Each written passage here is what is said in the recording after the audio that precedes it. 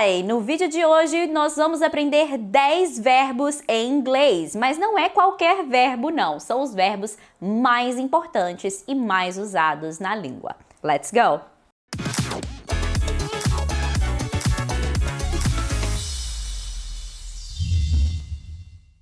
E o nosso primeiríssimo da lista é com certeza o verbo mais importante e o mais ensinado pelos professores de inglês.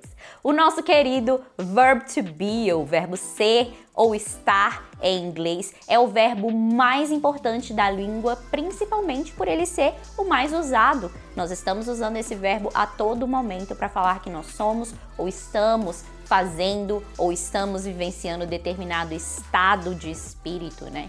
E ele é um dos verbos também que conserva a sua forma mais antiga. Por isso que ao invés de ter uma ou duas formas apenas de se conjugar, né, no presente simples, a gente tem 3 formas e nenhuma delas tem nada a ver com a palavra be. Já observaram isso? O verbo to be realmente é um verbo muito peculiar e é por isso que a gente estuda ele tanto, né? Ele funciona de uma forma diferente e ele é certamente muito especial. Então, se você quer dominar o inglês, o primeiro conselho que eu posso te dar é domine verbo to be, mas não domine só a gramática, né, os termos difíceis e os conceitos, as regras. Saiba como usar no dia a dia, isso é o mais importante. Segundo verbo mais importante do inglês e mais usado é o verbo to have. E ele aí tem 2 formas no presente simples, que é o have e para he, she, it, né, na terceira pessoa do singular, a gente usa has. Por exemplo, she has a doll. Ela tem uma boneca, she has a doll, ok? E se fosse para mim, né, para eu ter uma boneca, seria I have a doll. Então, para he, she, it, esse verbo muda e ele também é muito utilizado. Então, não se esqueça disso quando você estiver utilizando o verbo to have, ter. E ele é ter no sentido de possuir, ok? Uma outra característica muito importante do verbo to have é que a gente não usa ele em inglês com o sentido de haver ou de existir. Por exemplo, se eu quero dizer que tem uma farmácia na esquina, eu não posso dizer have a pharmacy on the corner. Jamais. Eu tenho que usar there is e there are, que estes sim significam haver ou existir. Ok? O nosso próximo verbo é, além de um verbo de ação, que significa fazer, ele também é um verbo auxiliar. O verbo to do. Do de fazer no sentido de executar atividades é um verbo muito importante. Além de aparecer assim como fazer, ele aparece também para fazer perguntas, né, no começo de frases. Por exemplo, do you like pizza? Do you like pizza? Onde ele não tem significado nenhum, além de cumprir uma função gramatical na frase. Ele também aparece em frases negativas. Por exemplo, I don't like pizza. Eu não gosto de pizza, o que é uma grande mentira, porque eu amo pizza, tá?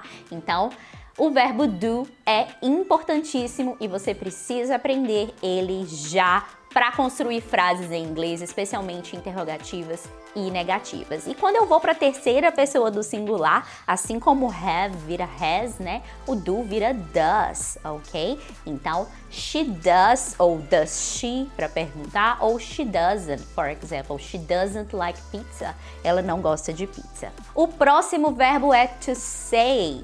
To say. E esse não tem nada de muito especial como os anteriores, ele é simplesmente um verbo muito usado mesmo em inglês. Quando ele vai para a terceira pessoa do singular, no presente simples, ele vira says, ok? Ele muda um pouco a pronúncia e vira says. She says she loves pizza. O nosso quinto verbo dessa lista é muito polêmico e arrepia os cabelos de muitos alunos de inglês, mas não tem motivo para isso, ok? Você só precisa se dedicar e aprender pelo contexto que vai dar tudo certo. O verbo get, to get, tem vários significados em inglês e tudo depende de quem está ali perto dele na frase ou na expressão para você saber qual o significado que ele vai ter. Se você abrir get no dicionário, você vai encontrar certamente mais de uma página de significados, tá? Mas não se preocupe, porque não é tão difícil quanto parece. Get sozinho, de um modo geral, significa obter ou conseguir, ok? E algumas expressões que nós temos com get são get up, de levantar, ou get down, de abaixar. E assim nós temos vários outros phrasal verbs, né, que são outras palavrinhas que podem ir junto com o get ou junto com outros verbos, mas principalmente com o get, para formar outros significados. O próximo verbo, assim como o do, significa fazer, mas é um fazer um pouco diferente.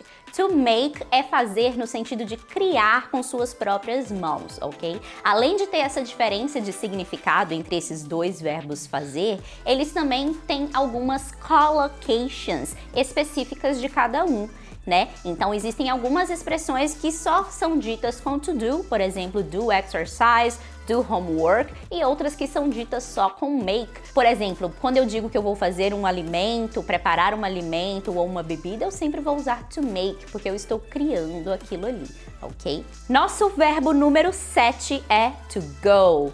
To go. E esse verbo também conserva uma característica muito antiga, que é ele no passado. O verbo to go no passado fica muito diferente, né, do que ele é no presente. Ele fica went. Então, se você quiser dizer que você foi, você diz I went, ok? E não I goed, como eu já vi muita gente falando. Ele é um verbo irregular, então no passado ele vira went. O próximo verbo é to know.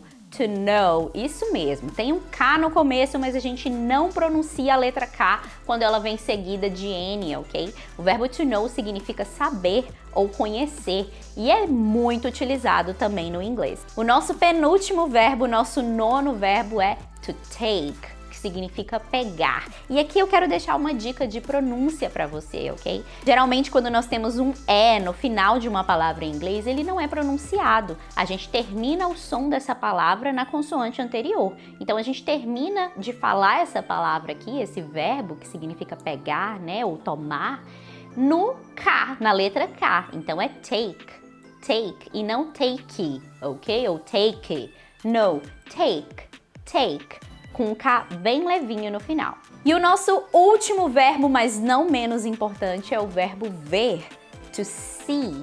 To see, ok? Muito cuidado porque a gente não usa see para coisas que se movimentam, a gente usa see só para quando algo está parado, ok? See com um I bem longo, apesar de ser escrito com duas letras E, elas têm juntas aí um som de I longo, ok? To see. Nós temos muitos outros verbos muito importantes e muito utilizados no inglês, mas isso vai ficar para um próximo vídeo. Eu espero que você tenha gostado desse. Deixa aqui a sua dúvida ou o seu comentário sobre esse vídeo, o que mais você quer ver aqui no canal. Não se esqueça de deixar o seu like, o seu curtir se você gostou e se inscrever e ativar o sininho para não perder nenhum conteúdo. I see you in the next video. Bye!